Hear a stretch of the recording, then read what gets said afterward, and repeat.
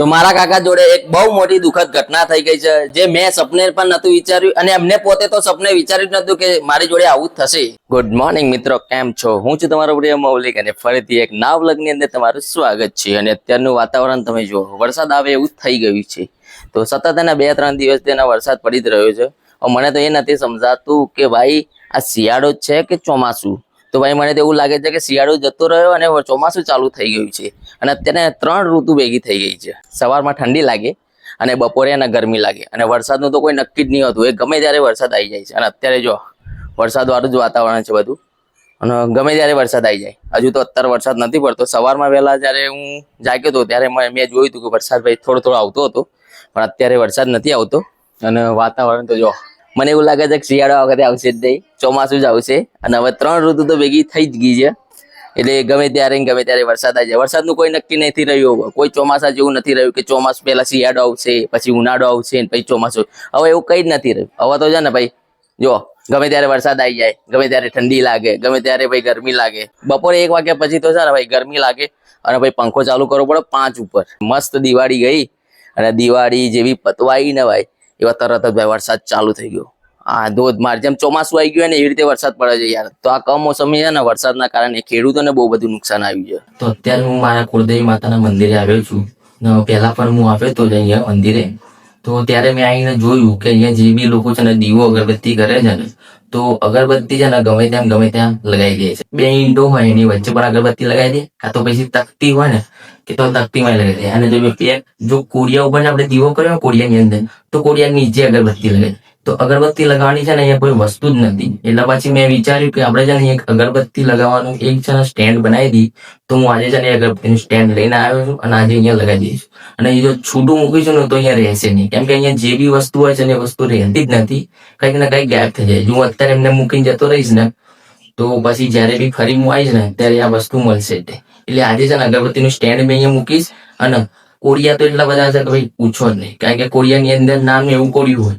જેટલા બી લોકો આવે દીવો કરવા માટે, અંદર ઘી અંદર પૂરે, તેલ પૂરે, તો એ કોડિયા બહાર થઈને જતું રહે ને તો એટલા લોકોને ખબર નથી પડતી કે બીજું કોડિયું આપણે લઈએ. તો નીચે તો તમે જુઓ ને બધી જગ્યાએ, તો એ બધી જગ્યાએ તો ઘી થઈ ગયું છે.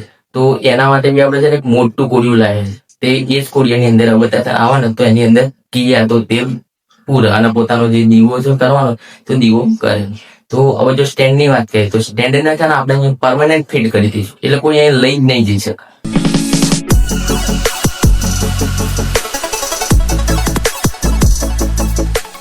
એક તો હું છે ને મોટું એક સકોરું લાવ્યો છું, જે કોડિયાની કમ્પેરમાં બહુ મોટું જ છે. તો આની અંદર બધા જેટલા બી લોકો આવશે ને એ આની અંદર ઘી યા તો તેલ પૂરી શકશે. એટલે વધારે છે ને જે ઘી છે એ જે કોડિયાની અંદરથી બહાર નીકળી જતું ને એવા નીકળશે નહીં. તો એક એક મોટું સકોરું લઈને આવ્યો છું. આ છે આપણું અગરબત્તી મૂકવાનું સ્ટેન્ડ. તો આની અંદર જેટલા બી લોકો આવશે, જેટલી બી અગરબત્તી રોકવી હોય ને એટલી બધી અગરબત્તી આની અંદર આપણે લગાવી શકાય. અને ક્યાંય હવે તકતીની અંદર નહીં લગાવવા, કેમ કે આપણે અહીંયા લગાવી દઈશું અને પરમેનન્ટ લગાવીશું આ સ્ટેન્ડ આપણે. એટલે હવે જેટલા બી આવશે એ બધા આની અંદર જ હવે અગરબત્તી લગાવશે. એટલે એક સ્ટેન્ડ આ બનાવેલા આવ્યું છું હું. હવે એક સ્ટેન્ડ છે, જો આની અંદર આ સ્ટેન્ડ છે અગરબત્તીનું, અને આની અંદર એટલી બધી ખાસ અગરબત્તી આવતી નથી, કેમ કે અંદરના જે હોલ છે એ બધા છે ને પૂરાઈ ગયા છે. અગરબત્તીના જે રાખ છે ને એના લીધે, અગરબત્તીની રાખના લીધે આના જે હોલ છે ને એ બધા પૂરાઈ ગયા છે. એટલે આની અંદર અગરબત્તી તો આવે જ નહીં. માંડ 1-2 અગરબત્તી રોપાય જો. તો એની કમ્પેરમાં, તો આની કમ્પેરમાં આપણે આ લગાવી દઈશું ને તો બહુ સારામાં સારું રહેશે. આની અંદર આપણે છે ને કોઈ તકલીફ નહીં પડે, અને સારી એવી બધા લોકો છે ને અહીંયા અગરબત્તી રોપશે. આપણી તકતી કે 2 ઈંટો કા કોડિયાની નીચે આવી બધી જગ્યાએ અગરબત્તી રોપાય. એટલે એક આ સારું કામ આપણે કરી રહ્યા છીએ અત્યારે.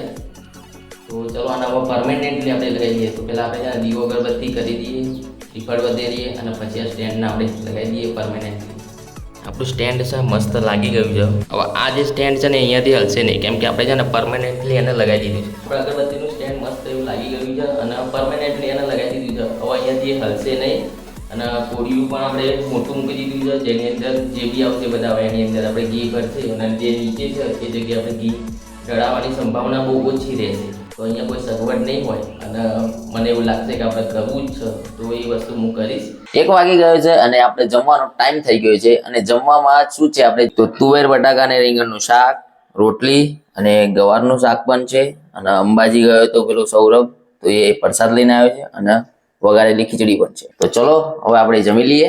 તો મારા કાકા જોડે એક બહુ મોટી દુઃખદ ઘટના થઈ ગઈ છે, જે મેં સપને પણ નતું વિચાર્યું, અને એમને પોતે તો સપને વિચાર્યું જ નતું કે મારી જોડે આવું જ થશે. પેલા તો ખુરશીમાં બેઠા છે, અને અહીંયા તમે જો ભાઈ પાટો આવી ગયો છે, પ્લાસ્ટરનો પાટો આવી ગયો છે ભાઈ.